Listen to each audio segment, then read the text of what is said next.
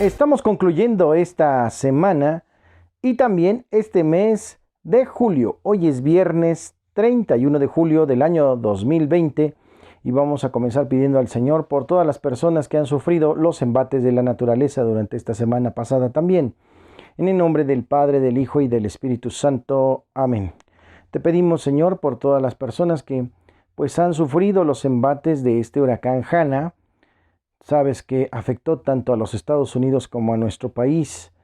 Pedimos que, pues ya una vez degradado a una tormenta tropical, pues todas las personas que sufrieron las inundaciones y también las afectaciones a sus bienes, se encuentren todos bien y puedan salir adelante. Pedimos por cada uno de ellos en el nombre del Padre, del Hijo y del Espíritu Santo. Amén. Ya comenzó, ya estamos aquí, es Espíritu Canal, gracias por acompañarnos.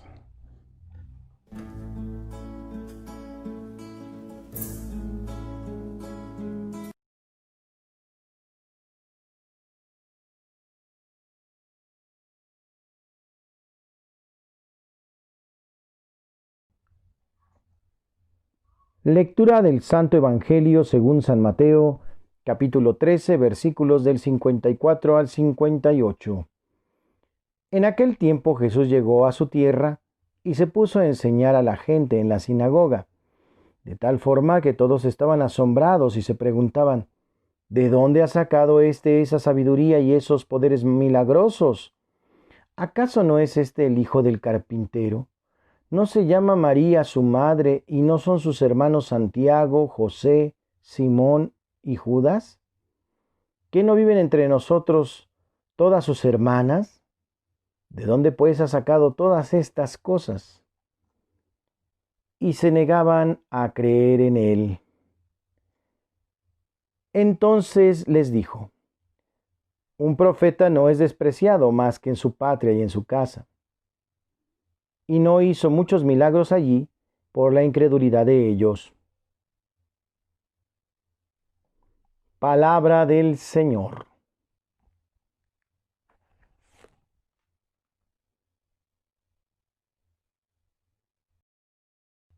Para la reflexión del Evangelio del día de hoy, pues muchos comentarios totalmente agresivos, nefastos en contra de Jesús, que no creían y no entendían por qué tenía pues esa sabiduría y esos poderes milagrosos.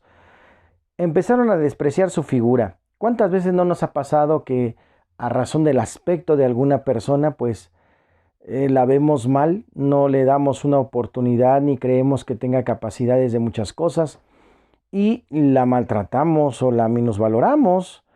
México es muy racista en muchos sentidos. Y en ese caso, ¿verdad? ¿Qué es lo que pasa con Jesús? Él dice, no puedo ser profeta en mi tierra. En su propia tierra, donde estaban sus vecinos y amigos, no pudo realizar milagros. Y no es que no haya podido realmente, sino que la fe de la gente de ahí era muy corta. No podían ver a Jesús como un gran profeta, como el verdadero Dios por quien se vive, que Él es. Y entonces empezaron a decir, ay, si lo conocemos, es el hijo del carpintero, si conocemos a todos sus amigos, a Judas, a Juana, a todos sus amigos que lo siguen, a todas las mujeres que lo siguen.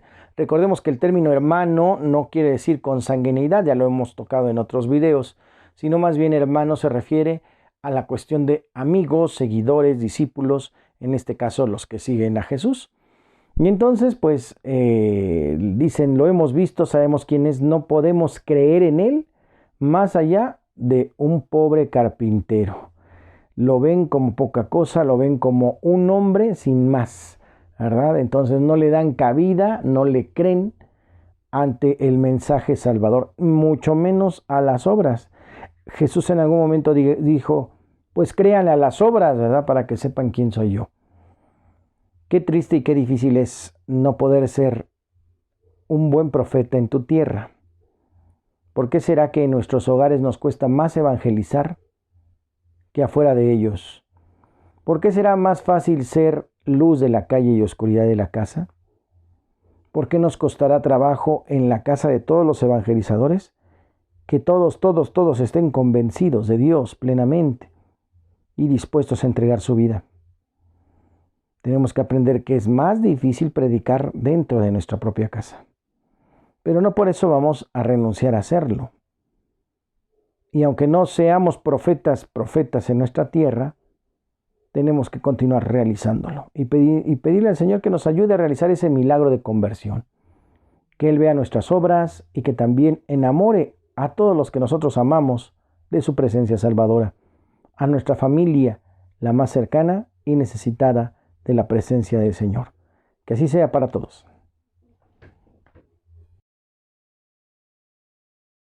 Para el tema del día de hoy, vamos a concluir nuestro camino sobre la Lectio Divina. Hemos venido vislumbrando y reflexionando paso a paso la Lectio Divina. Hoy corresponde el cuarto paso, que se llama contemplación acción. Si lo encontramos en latín será contemplatio actio, ¿verdad? Que se escribe contemplatio actio. Queremos insistir que la lectura orante de la palabra, parte de nuestra fe cristiana, es cristocéntrica, y San Ignacio de Loyola insiste en la lectura contemplativa de los pasajes evangélicos. Sugiere que la composición del lugar, a la que se refiere ya desde el primer preámbulo de su obra, es muy conveniente para una certera comprensión.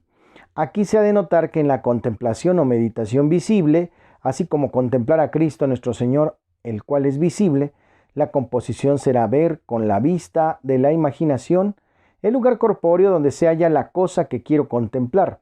Digo el lugar corpóreo, así como un templo o un monte, donde se halla Jesucristo o Nuestra Señora, según lo que quiero contemplar.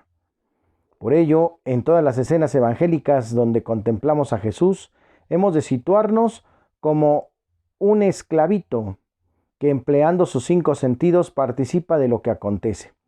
Jesús, verdadero Dios y verdadero hombre, es un presente infinito, un presente que no se agota. Al situarnos en los pasajes evangélicos, según recomienda Ignacio, experimentaremos el tacto del Dios hombre, quedaremos deslumbrados hasta las lágrimas y por sus múltiples esplendores y atisbos de eternidad. Evoquemos las últimas palabras del Señor Jesús contenidas en el Santo Evangelio según San Mateo. Y he aquí que yo estoy con ustedes todos los días hasta el fin del mundo. Tomado de Mateo 28, 20. Estas palabras forman una inclusión con el primer título referido a Jesús, Emmanuel, que traducido significa Dios con nosotros. En el momento en que la lectura orante se vuelve presencia, encuentro con Cristo, lo que percibimos por consiguiente es el instante de la tempiternidad, porque la experiencia orante no se mide por el tiempo, es decir, Dios presente en todo momento y lugar, y en todo tiempo.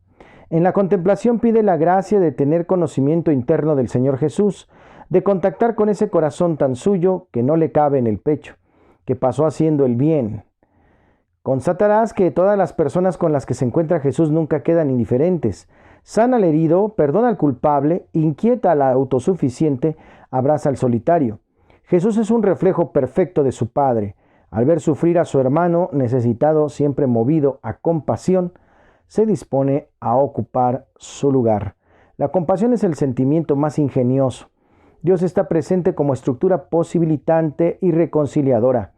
El atributo principal de Dios es su compasión creadora, su afirmación por la vida. En el momento de la contemplación también pide la gracia de conocerte. Como seres humanos buscamos experiencias profundas e íntimas que den sentido a nuestra existencia. Hay un llamado a encontrarnos con nosotros mismos. Ese llamado valora más al ser que al tener.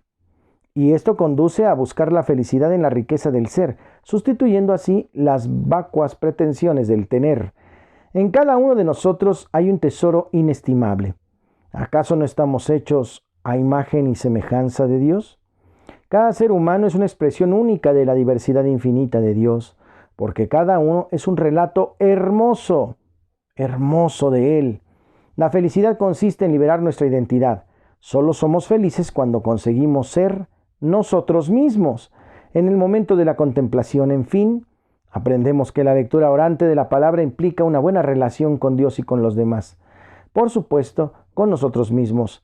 A Jesús, como buen judío, le gustaba contar parábolas. Por eso, siguiendo su ejemplo, compartimos el relato del hombre que no se encontraba a sí mismo. Había una vez un hombre que era muy distraído. Cuando se levantaba por las mañanas le costaba tanto trabajo encontrar su ropa que por las noches llegaba a preguntarse si valdría la pena acostarse pensando en los problemas que tendría al despertar. Una noche finalmente hizo un gran esfuerzo, tomó un papel y un lápiz mientras se desvestía, anotó exactamente los lugares donde guardaba su ropa. A la mañana siguiente, muy satisfecho de sí mismo, tomó el pedazo de papel y leyó: gorro, allí estaba, y se lo puso sobre su cabeza. Pantalón, allí estaba, y se lo puso, y así continuó hasta que terminó de vestirse. Todo está muy bien, pero ahora, ¿dónde estoy yo mismo? ¿Dónde estoy yo en el mundo? Buscó y buscó, pero la búsqueda fue en vano. No pudo encontrarse a sí mismo. Y esto nos pasa a nosotros, dijo el rabino.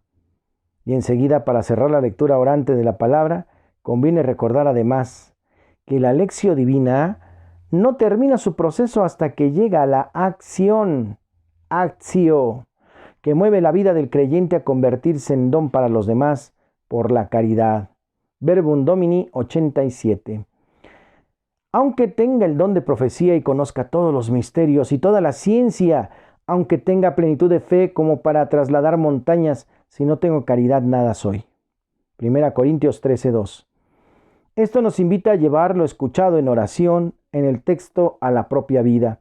Nuestro ejercicio orante de la palabra de Dios, lección divina, implica ponerse en camino para avanzar bajo la guía de la oración contemplativa a la luz del Espíritu Santo y todas sus santas inspiraciones. Hemos de pedir la gracia del Señor Jesús para ser discípulos siempre dispuestos a seguir sus pasos, haciendo nuestros los dolores de cada uno de nuestros hermanos, hacer vida a la palabra para no caer en una inútil y maligna complacencia. Esto es perfecta conformidad con el precepto divino. Jesús es el modelo. Insistamos en el testimonio de Pedro cuando Pedro en casa de Cornelio proclama: ustedes saben lo que sucedió en toda Judea, comenzando por Galilea y después que Juan predicó en el bautismo, cómo Dios a Jesús de Nazaret le ungió con el Espíritu Santo y con poder, y cómo él pasó haciendo el bien y curando a todos los oprimidos por el diablo, porque Dios estaba con él. Hechos 10, 37 al 38. Siempre alertas ante lo peor y ante las amenazas que enfrenta la compasión, el desprecio enjuiciatorio. Esto lo explica Jesús en una parábola que contiene la oración más ridícula que se pueda imaginar. Oh Dios, te doy gracias porque no soy como los demás hombres, que son ladrones, injustos, adúlteros, ni tampoco como ese publicano. Ayuno 2 veces al día por semana y doy la 10ª parte de todas mis entradas. Lucas 18, 11 al 12. El tono justo de la relación vertical nace de la horizontal y viceversa. Si alguno dice yo amo a Dios y odia a su hermano, es un mentiroso, pues quien no ama a su hermano a quien ve, no puede amar a Dios a quien no ve. Quien es compasivo se hace bien a sí mismo. El despiadado destruye su propia carne. Ser justo quiere decir favorecer activamente la convivencia, la vida en común entre Dios y el ser humano. Por lo tanto, queridos hermanos, la lección divina, la lectura orante de la palabra, nos pone así en sintonía con Dios, quien oye y atiende el grito del pobre a través de nosotros. ¿Cuándo te vimos enfermo o en la cárcel y acudimos a ti? Y el rey les dirá: en verdad les digo que cuantos hicieron a uno de estos hermanos míos más pequeños, a mí me lo hicieron. Mateo 25, 39 al 40. Queridos hermanos, la última parte es difícil porque llega a confundirse con otras partes anteriores. La cuestión de la actio, ¿verdad? Ya después de la lectio, la meditatio y la oratio, quiere decir ahora poner por vida lo que hemos hablado con el Señor. Algunos caen en la tentación de ponerse a orar en este paso y ya no es el momento de hacer oración. Ahora es el momento de compromiso. Aquí ya no es Señor, nuevamente me vuelvo a elucubrar en un diálogo, sino aquí es me comprometo a. Después del diálogo, de todo lo que hemos realizado, ahora yo, Señor, me pongo en camino, realizo, ejecuto, hago por obra tu palabra. Conclusión. La lectura orante de la palabra nos llevará a un encuentro con el Señor Jesús, reconociendo su señorío y nuestra incondicional sumisión a su voluntad. No todo el que me diga Señor, Señor, entrará en el reino de los cielos, sino aquel que haga la voluntad de mi Padre que está en los cielos. Siendo menester que estas dos tareas, la espiritual y la social, vayan juntas, pues una es la garantía de la seriedad y la autenticidad de la otra. Uno de nuestros hermanos mayores más queridos, el filósofo judío Emmanuel Levinas, en un bellísimo libro afirma: la eternidad del cristiano la vive como una marcha, como un camino. La iglesia cristiana es esencialmente misión. Desde la encarnación hasta la parusía, el cristianismo atraviesa el mundo para transformar la sociedad pagana en sociedad cristiana. Camino eterno por no ser camino de este mundo. ¿Realmente somos transmisores de los misterios del reino? La lectura orante de la palabra nos impulsará a ir más allá de donde estamos actualmente, a desinstalarnos e ir en pos de Cristo, asumiendo nuestra cruz de cada día. Pero esto requiere coraje, así como lo expresa el padre Esteban Martoruz. A veces pienso que hay algo aterrador en nuestro siglo. El mal se ha refinado, se presenta con el rostro del bien, de los placeres, las alegrías y los sueños más inauditos. Un bien que ha desechado la cruz, como se desecha un objeto molesto e inservible. Ya no la miramos y muy pocos la comprenden. San Francisco de Asís recomendaba a sus hermanos: vayan a predicar y solamente si es necesario, hablen. Dejemos de hablar mucho, vamos a actuar más. Ese es el término y este es el ejercicio de la Lección Divina. Se aprende como caminamos. ¿Cómo aprendimos a caminar? Haciéndolo. Vamos a intentarlo paso por paso. Es menester realizarlo para aprender a hacerlo y volverlo un ejercicio cotidiano. Esto ha sido, durante esta semana, los pasos de la Lección Divina.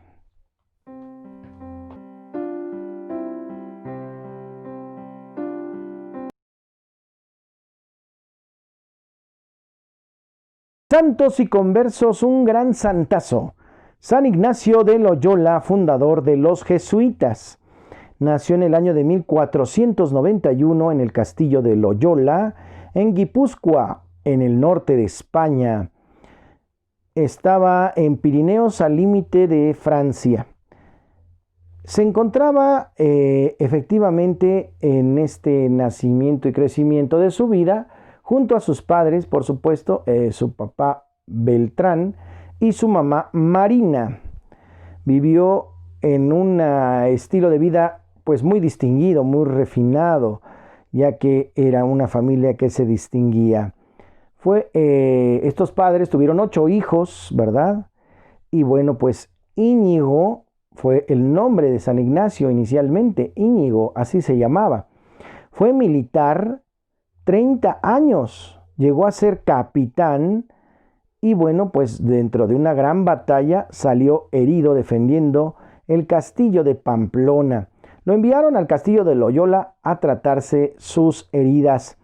Tuvo 3 operaciones en la rodilla, muy dolorosas y sin anestesia. Sin embargo, no permitió que lo ataran o lo sostuvieran y muy pródigamente, muy interesante, no esbozó jamás ningún grito de dolor, ningún ay. Eso sorprendió a propios extraños. Muchos doctores no entendían cómo no se quejaba. Bueno, pues él finalmente quedó cojo durante toda su vida, ¿verdad? Sin embargo, su modo fino y elegante no lo perdió jamás, era muy interesante. En su convalecencia leyó novelas de caballería.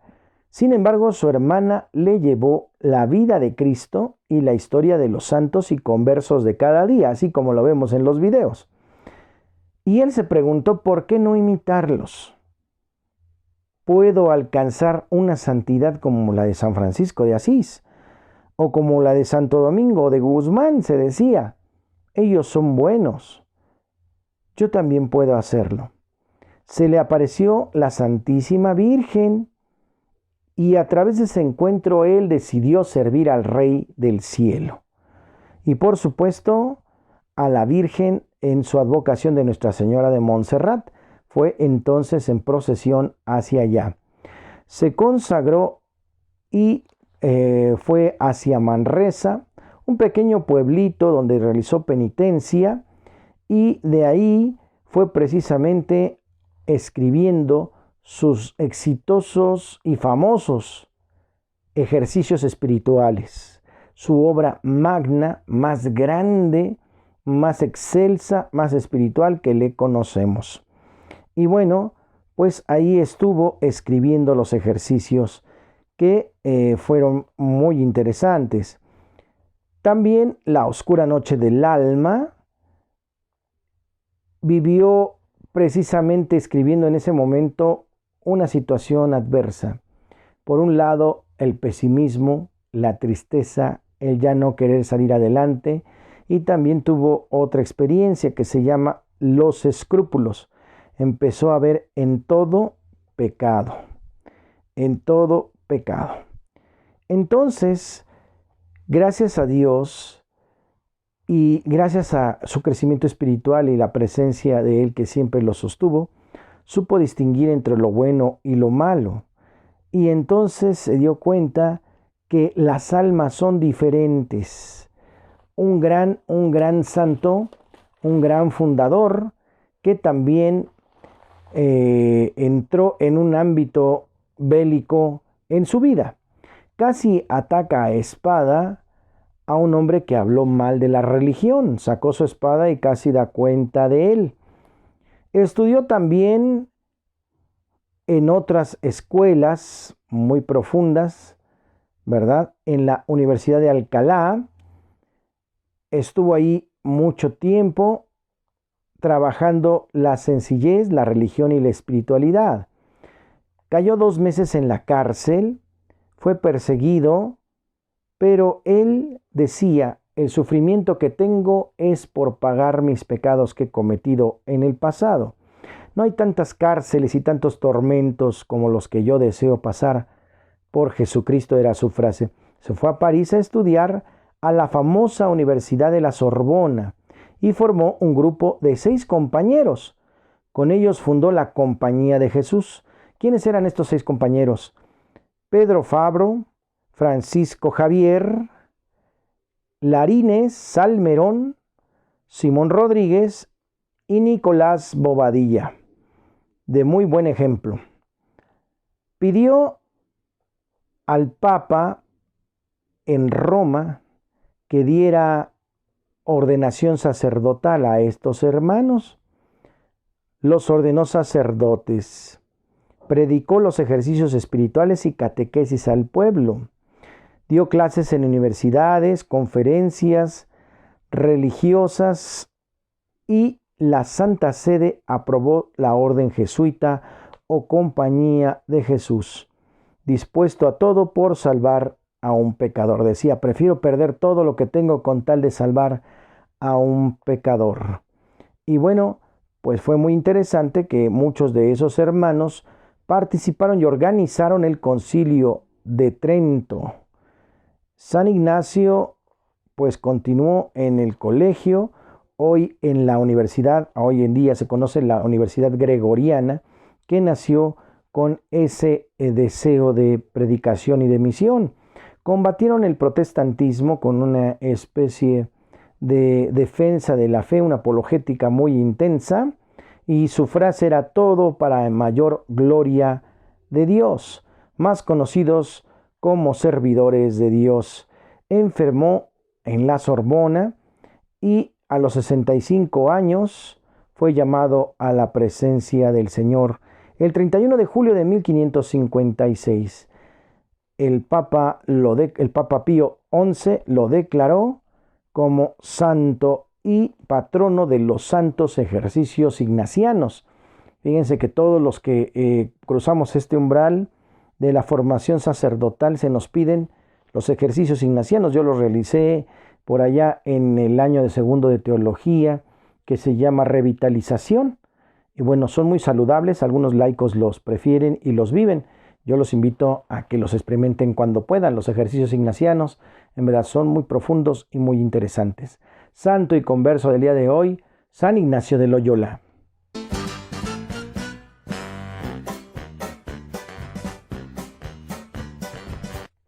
Ya está el chiste de hoy.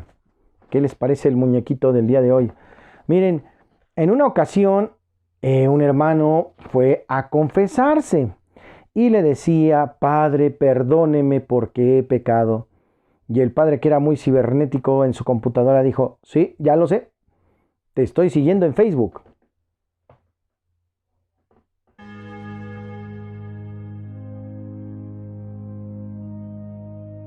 En curiosidades, hoy toca el turno al libro de Judith. Judith, que significa la judía, tiene que salir al paso de una concreta situación límite a la que debe hacer frente su pueblo. Ninguna solución humana ha servido. Es preciso confiar plenamente en el Señor de la historia y arriesgar la vida. Punto número 1 de este libro, la cultura dominante. Durante el siglo II a.C., los sucesores de Alejandro Magno dominaban militar y políticamente todo el antiguo Oriente Medio y trataban de colonizarlo culturalmente. El helenismo alcanzaba su máximo esplendor y se extendía por la zona. Israel corría el riesgo de perder su identidad cultural y religiosa, y en esta situación histórica, un israelita anónimo escribe el libro de Judith para estimular la esperanza de sus compatriotas, demostrándoles que la avaricia helenista no es algo inevitable e insuperable. Dios, que ha salvado en muchas ocasiones a su pueblo, puede hacerlo también esta vez. Punto número 2. Una novela de suspenso. El libro de Judith se nos presenta como una especie de novela de suspenso, con un tema de fondo religioso. El ejército de Holofernes, general de Nabucodonosor, encuentra en su camino victorioso a la pequeña ciudad judía de Betulia. Su conquista le dejará libre el paso para apoderarse de Israel, pero Betulia se resiste. 3 personajes marcan el ritmo de esta historia. El ropaje con que se reviste esta obra es el de una historia con moraleja. Su función didáctica y ejemplar se logra combinando datos históricos, lugares geográficos, personajes, acontecimientos, con alusiones bíblicas a victorias difíciles.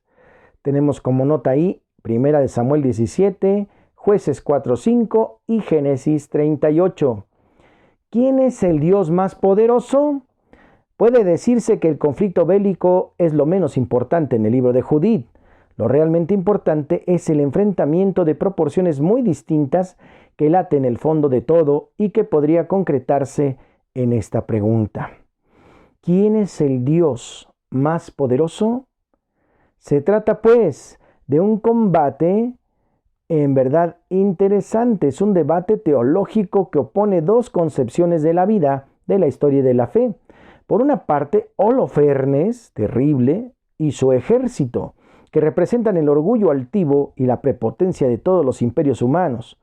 Por otra parte, Betulia y Judith, encarnando la confianza y la fe en el Dios de Israel, Señor de la creación, Señor de la historia, cuya fuerza se revela en la protección a los débiles, humildes y oprimidos.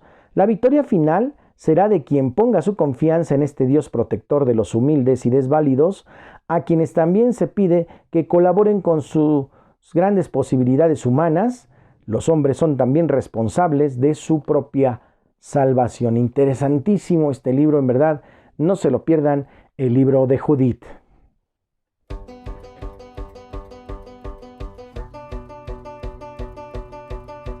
Para la rola del día de hoy, la rola del alma, les invito a conocer a Brenda Robledo. Interesante su voz y su propuesta. Llueve tu gracia es la rola del día de hoy, no se la pierdan.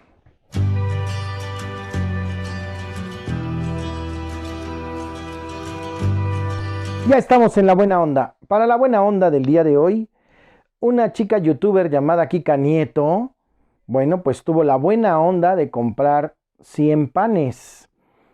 Intentando un reto, ya saben que esto es algo simpático que les gusta mucho a los chicos, un reto de alimentar 1000 bocas, o sea que estaba congregando también a otros 9 youtubers a hacer lo mismo, a comprar alimento por 100 y entonces multiplicado por 10 estarían alimentando a 1000 personas, más o menos este es el reto. Bueno, pues es una idea muy interesante, es una idea pues muy loable. Ojalá que sea realmente con toda la sinceridad del corazón y la intención de ayudar y de poner un granito de arena para que este mundo sea mejor. Esa ha sido su buena onda y es muy, muy interesante. ¿Cuál es tu buena onda? ¿Qué nos quieres compartir? ¿Qué nos sugieres poder realizar por el bien de los demás? Recuerden que no hay nadie tan rico que no necesite nada, ni nadie tan pobre que no pueda dar algo. Vamos a recibir la bendición del Señor y a pedirle que este corazón lo siga manteniendo en la vida espiritual.